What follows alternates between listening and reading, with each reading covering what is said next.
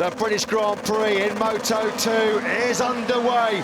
Good start from pole position then by number 37, Fernandez. Augusto comes to an outside line to go through into Copse corner, but Joe Roberts it is, the Californian, on the number 16 bike that picks up the baton. He leads here at Silverstone. It's not been a good start, unfortunately, for the home favourite, Jake Dixon. He was slow away and then boxed in on the inside, so Dixon has lost places early on. Celestino Vietti also went backwards a couple of spots. That's no good for him, especially given that he's got his long lap penalty. Him and Dixon are duking it out as they go through Beckett. Tony Arbolino, the Italian, who started down in 11th place. Sam Lowe's his teammate. We wish Sam Lowe's a speedy recovery, dislocating his left shoulder early on in the weekend in free practice. That's what's ruled him out of his home Grand Prix. Now then, Roberts being swamped on the brakes at the end of the Hanger Straight. Through comes Augusto. Augusto Fernandez also trying to find a way through in Stowe corner, but Augusto, the Japanese star, potentially destined for LTR 100 MotoGP next year, he takes lead on Alonso Lopez, who's come from 8th place, middle of that third row. A sensational start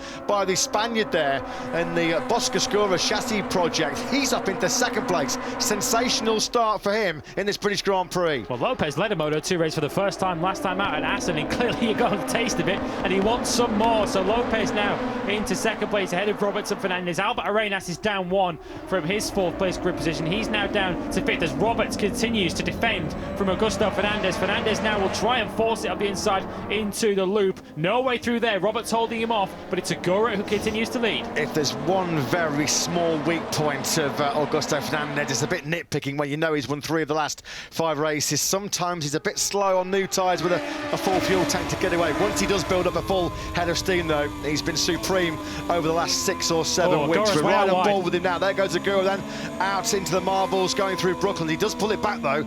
There was no way through for Alonso Lopez in 2nd place. We ride on board Fernandez, the poleman, then through Luffield. They'll attack hard now for the first time through Woodcote. Spectacular through this 5th gear corner on those screaming Triumph 765cc engines. Alonso Lopez has got the inside line. He led for 7 laps last time out at the Dutch TT in Assen on the inside of Augusto. Copse, he leads here now at Silverstone. So Celestino Vietti has now been told to serve the long lap penalty.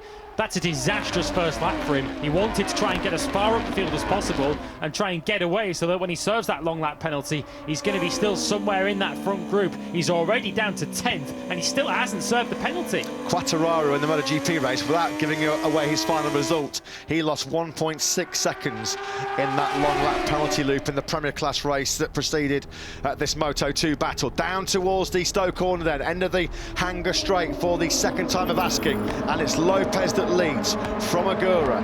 Joe Roberts still in 2nd place. A quick check on Jake Dixon. He's running there in 6th. That's exactly where he started. He's got to find a way through, and his Gas Aspar teammate Albert Arenas. I think it's fair to say no love lost between those two. Yeah, there is certainly a professional rivalry between Arenas and Dixon. Dixon, of course, has got a home victory in his sights. He'll be desperate to try and get towards the front of the field as soon as possible.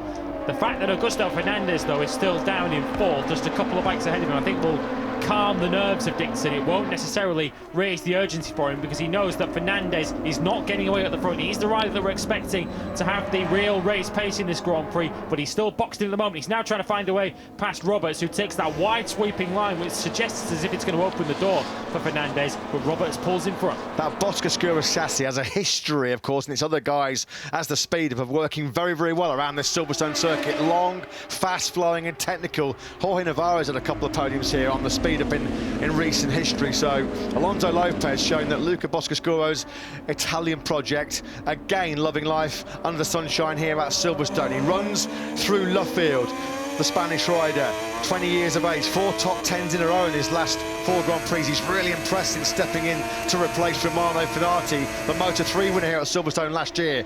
And he's built up an advantage of just, 3 or 4 bike lengths over Augusto as they sweep through Copse corner.